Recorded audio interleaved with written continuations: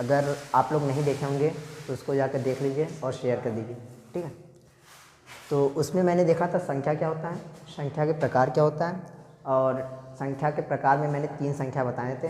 एक था प्राकृतिक संख्या, और दूसरा था पूर्ण संख्या, और तीसरा पूर्णांक, ठीक है। तो उसके आगे हम लोग आते हैं संख्या के प्रकार में चौथा जो है वो है सम संख्या, ठीक है। तो डिफिनीशन में लिखूँगा नहीं, मैं बातों को 2 से 4 बार बोलूँगा, आप लोग वीडियो को पॉज करके सुन के लिख सकते हैं, ठीक है। तो सम संख्या क्या होता है, इसे इंग्लिश में बोलते हैं इवन नंबर, ठीक है। तो ऐसी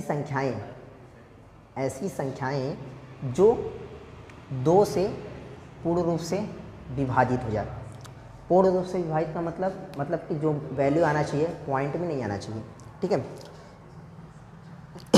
ऐसी संख्याएं जो 2 से पूर्ण रूप से विभाजित हो जाए सम संख्या कहलाती हैं।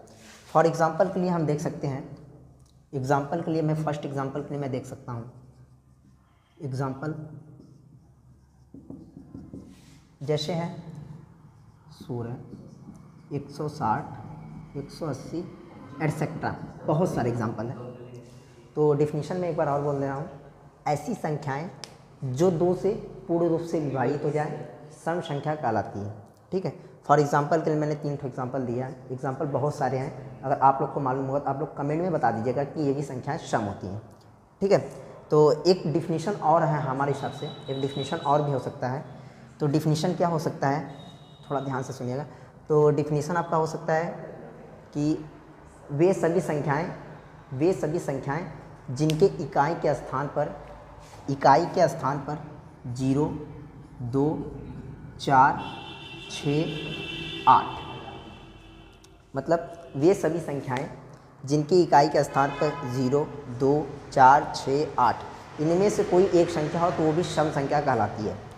मतलब कहने का सेंस यह है कि ऐसी संख्याएं जिनके इकाई के स्थान पर या तो 0 हो, या तो 2 हो, या तो 4 हो, या तो 6 हो, या तो 8 हो। फॉर एग्जांपल के लिए मैंने जैसे यहाँ पे 16 लिखा है, यहाँ पर देखिए इकाई के स्थान पे 6 है ना, तो ये भी सम संख्या है। 180 लिखा है, देखिए इकाई के स्थान पे 0 है ना, तो ये भी सम संख्या। तो आई होप आप लोग को सम संख्या क्लियर हो गया होगा। तो एक बार और बता दे रहे हैं सम संख्या। फर्स्ट डिफिनीशन, ऐसी संख्याएं जो 2 से पूर्ण रूप से विभाजित हो जाएं सम संख्या कहलाती है। फॉर एग्जांपल के लिए मैंने बताया था, और एक और डिफिनीशन मैंने बताया था कि ऐसी संख्याएं जिनके इकाई के स्थान पर 0 हो, 2 हो, 4 हो, 6 हो, या तो 8 हो, इन 5 अंकों में से कोई भी एक अंक होगा तो वो सम संख्या कहलाएगा, ठीक है। तो सम संख्या आपको क्लियर हो गया। अब आगे बढ़ते हैं विषम संख्या। सम संख्या क्लियर हो गया, अब आगे बढ़ते हैं विषम संख्या, ठीक है। इसका एग्जाम्पल मैंने दिया है, एग्जाम्पल जैसे 8, 10, बहुत सारे एटसेट्रा, ठीक है, इसका एग्जाम्पल। अब आते हैं विषम संख्या क्या होती है।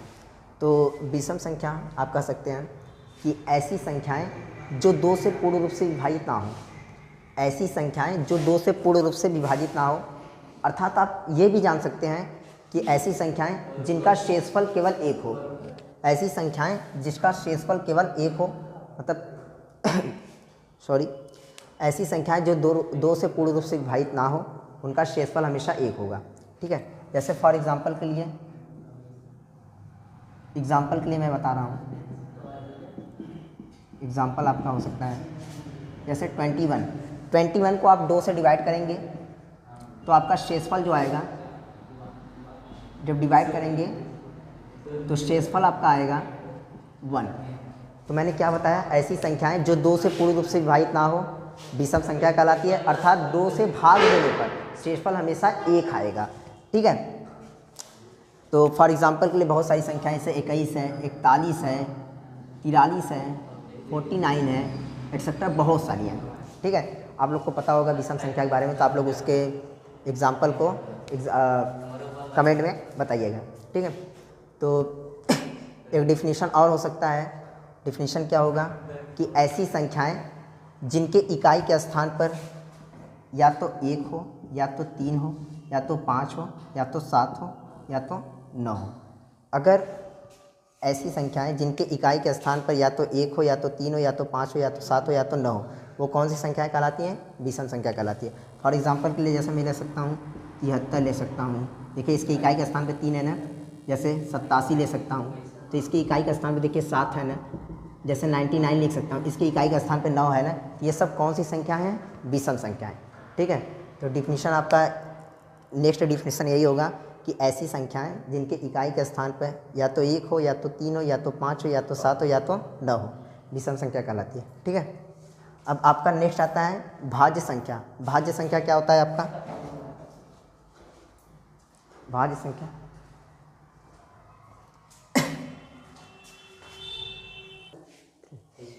चलिए नेक्स्ट है आपका भाज्य संख्या। भाज्य संख्या क्या होता है कि ऐसी संख्याएं जो 1 से तथा स्वयं से और उसके अतिरिक्त किसी और संख्या से विभाजित होती है, मतलब पूर्ण रूप से कटती है, तो भाज्य संख्या कहलाती है। मैंने क्या बताया? ऐसी संख्याएं जो 1 से, स्वयं से और उसके अतिरिक्त किसी और संख्या से पूर्ण रूप से विभाजित होती है, तो भाज्य संख्या कहलाती है। फॉर एग्जाम्पल के लिए जैसे मैं ले सकता हूँ 8। 8 तो मैंने बताया 1 से भी विभाजित होगा और 8 से भी विभाजित होगा, और इसके अतिरिक्त बताइए किससे पूर्ण रूप से विभाजित होगा?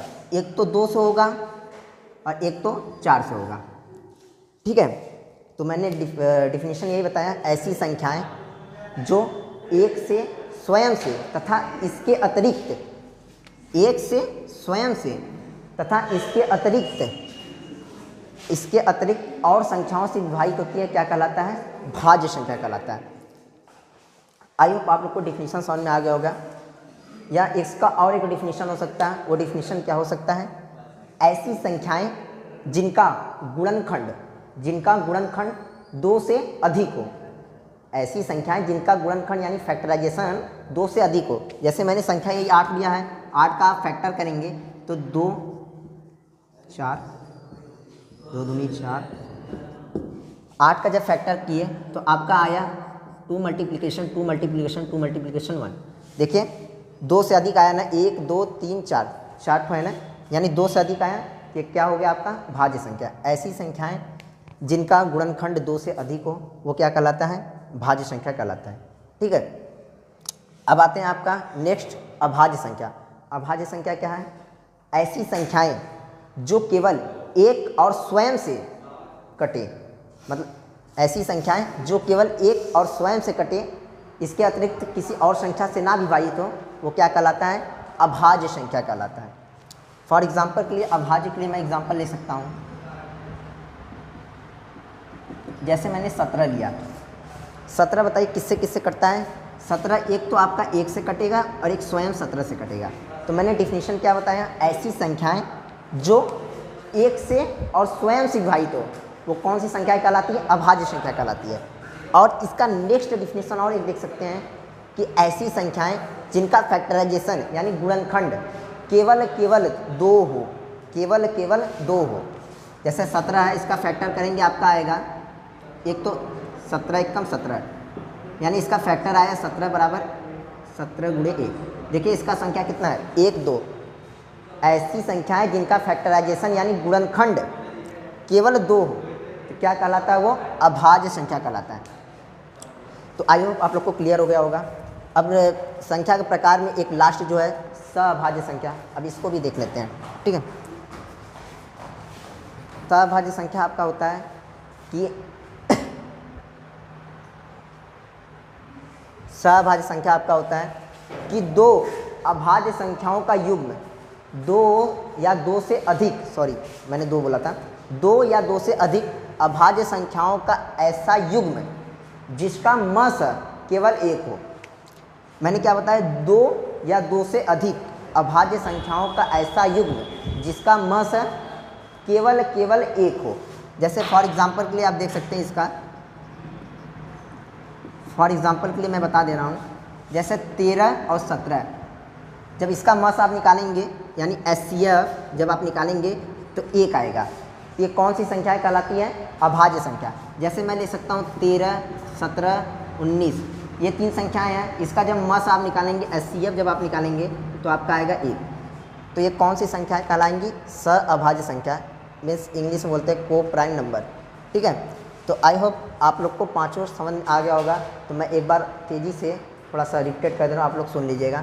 सम संख्या क्या होता है? सम संख्या होता है ऐसी संख्या जो 2 से पूर्ण रूप से विभाजित हो, सम संख्या कहलाती है। या तो उसके इकाई का स्थान पे 0 हो या 2 हो या 4 हो या 6 हो या 8 हो, सम संख्या होता है। अब विषम संख्या क्या होता है? ऐसी संख्याएं जो 2 से पूर्ण रूप से विभाजित नहीं होती है, अर्थात शेषफल हमेशा 1 बचता है, विषम संख्या कहलाता है।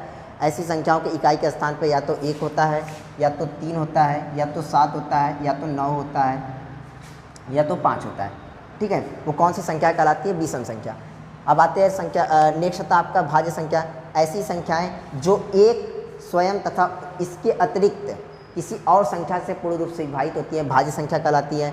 अभाज्य संख्या क्या होता है? ऐसी संख्याएं जो एक और स्वयं से कटती मतलब विभाजित होती हैं, वो अभाज्य संख्या होता है। अब सभाज्य क्या होता है? 2 या 2 से अधिक अभाज्य संख्याओं का ऐसा युग्म जिसका मस केवल और केवल 1 होता है, वह सअभाज्य संख्या कहलाती हैं। आई होप आप लोग को पूरा वीडियो समझ में आया होगा। तो आप लोग लाइक, कमेंट, शेयर करना ना भूलें।